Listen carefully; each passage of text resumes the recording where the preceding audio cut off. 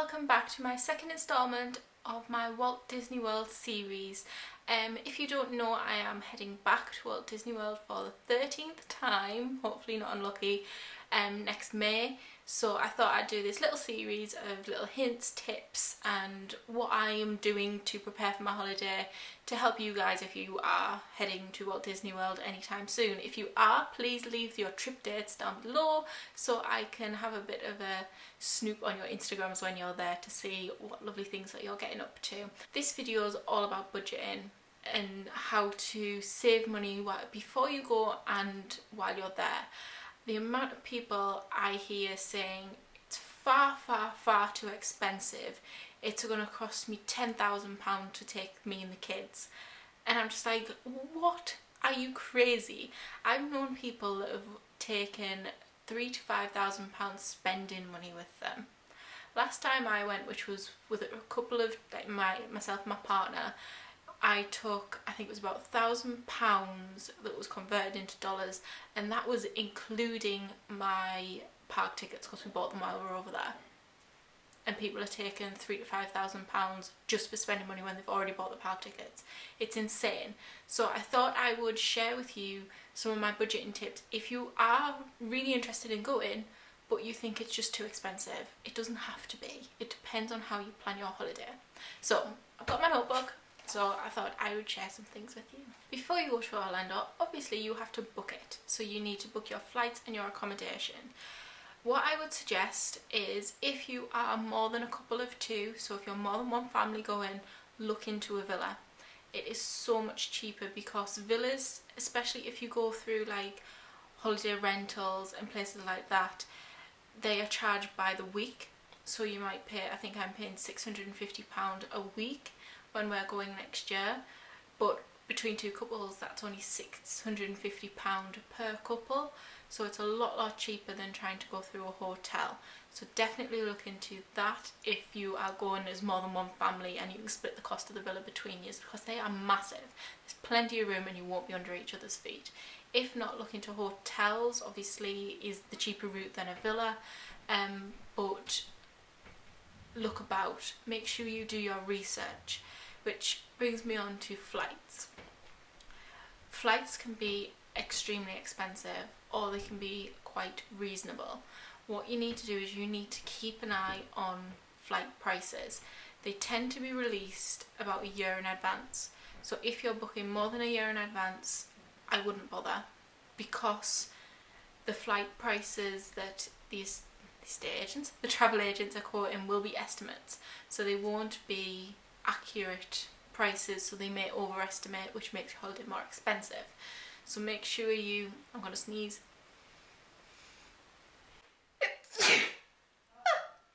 So make sure you monitor flight prices.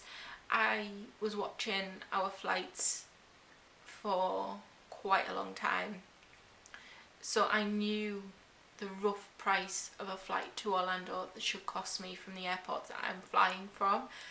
Because without that knowledge, you don't know if that flight price is too high or too low. So you have to do your research to make sure that you're not being ripped off.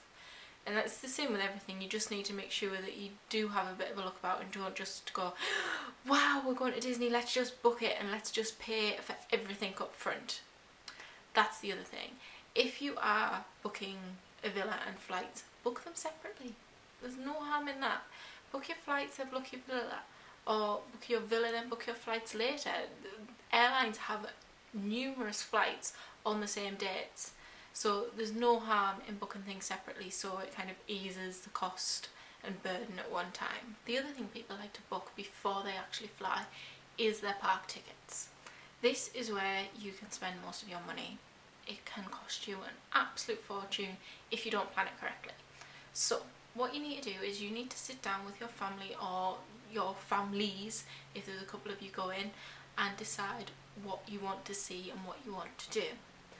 If you're wanting to do all of the Disney parks and you're not bothered about the Universal ones, don't buy the big park hopper bundles which include those, obviously. I'm saying obviously because I find a lot of these quite obvious, but I know other people don't. So if I'm saying really obvious things, then just ignore them.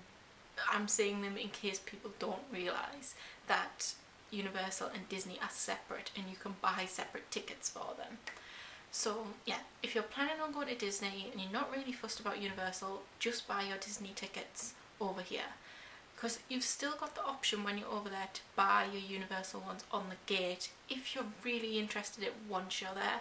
But if you're not too convinced that you're going to go, there's no point buying them up front, because you might not even use them and it'll be a complete waste, and it's about £175 down the drain.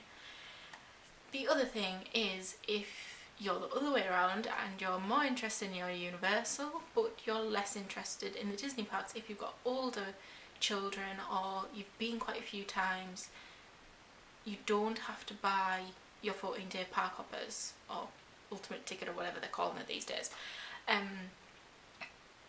What we did the last visit was we actually bought our Disney park tickets on the gate, because we were only planning on doing one Disney attraction park and 2 of their water parks, which meant that it was far cheaper to buy them on the gate than it was to buy the park hopper bundle that we wouldn't use. So I would say if you're looking to visit more than 3 of the attraction parks or more than 2 of the attraction parks and you're looking to do the 2 water parks, you need to look into doing the 14-day bundle if you're travelling 14 days from the UK. If you're looking to do less than that, so you're only looking at doing 2 attraction parks and you're not fussed about the water parks, look into buying the park tickets online, on the gate once you get there. There's no restrictions on how many people are in the park on a day, so it's not as if they're going to stop you at the door and say, no, sorry, we've sold all our tickets for today. So definitely look into that. I think at the moment you can see the gate prices of tickets on the Disney World website, but you have to go onto the US site. I'll link that down below if you can't find it, because it is a little bit difficult to find. But the park gate prices at the moment are about $96, which might convert to about £70 each for an adult, which if there's 2 adults, well, if you're going to 2 parks, that's only £140. That's not right. Yes, it is right. Call myself an accountant.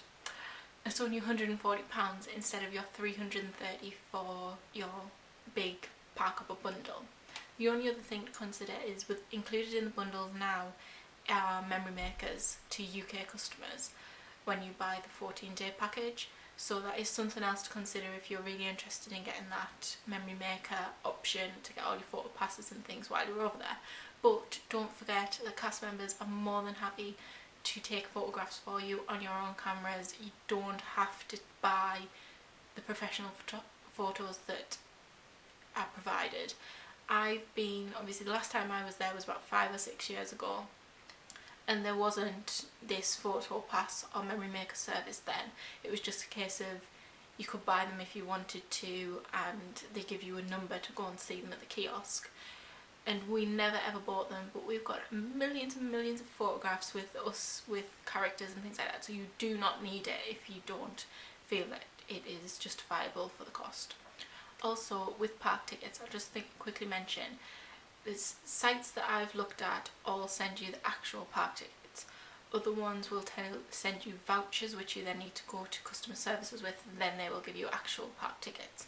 So the ones that I tend to look at are Attraction Tickets Direct, Florida Ticks, Travel Republic also do them, which is one that I wasn't too sure about, and they're actually turning out the cheapest at the moment, so keep an eye on them.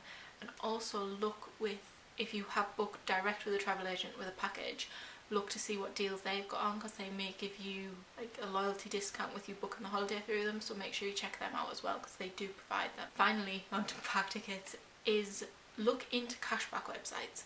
It's not massive, you're not going to save £100 depending on how many tickets you're buying, but sites like Florida Ticks or Attraction Tickets Direct do cashback on the likes of Quidco.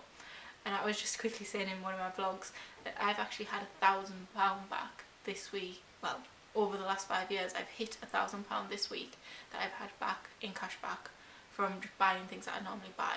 So definitely look into that. I think at the moment it might be like 4% on Florida Ticks or Attraction Tickets Direct, which it's only a little bit, but it all adds up. So definitely look into those. Right, now we'll assume we've actually gone, we've booked it, we're happy with everything, and we're there. The next big expense I think people far overestimate and do completely wrong if you're trying to do it on a budget is food. Food can cost you an absolute fortune in the parks, and it's just ridiculous the amount that they charge sometimes in the parks for food. Don't get me wrong, some of the restaurants are nice, and if you want to treat yourself, go for it if you can afford it, but if you can't, there are other options. What we do is we go for an all-you-can-eat breakfast on a morning. The food's nice. I wouldn't say it's like top quality, but it's not absolutely rubbish where you wouldn't really want to eat it. It's a decent quality food.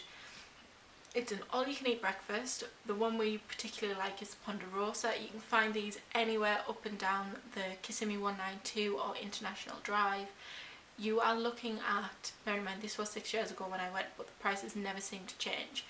You're looking at less than $10 per person, including a drink. So it's normally about $4.99 plus a drink, which might be about $2. So you're looking at about $7 to $8 per person for an all-you-can-eat breakfast and a free refillable drink, or bombless as we normally call them, which can seem a little bit expensive, but if you fill up on a morning with an all-you-can-eat breakfast, you can have pancakes, you can have all sorts. We found that we would just snack in the park, so you didn't have to sit down, waste time, and have like quick service food in the parks, because I've heard that they can amount up to about $30 per person, which is ridiculous for food when you're just trying to grab something on the go. So definitely look into doing that on a morning. I would also do that if you are staying in a villa. I would never recommend anybody to actually cook in the villa if they can help it, because you're on holiday. You don't want to be cleaning up for breakfast every morning, and it's not much more expensive by the time you've bought in your cereal, your milk, your toast, your bacon, whatever. On a morning, it's not much more expensive than just going out and get someone else to do it for you. It's so much easier. So definitely look into that.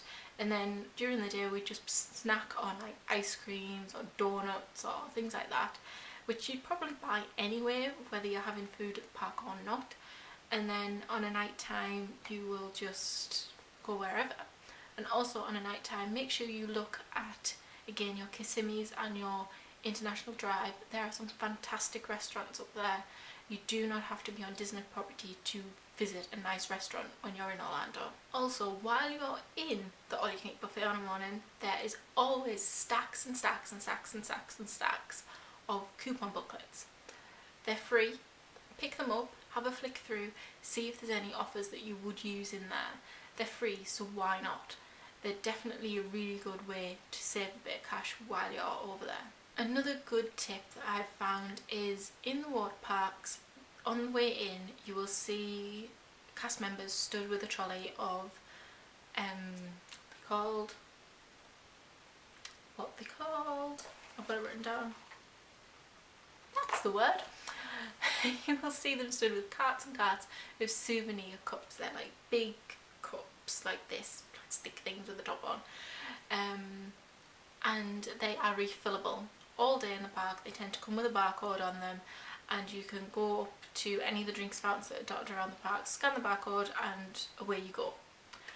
I really recommend these for families. Just buy one between a family. I think they were about $20 last time I went,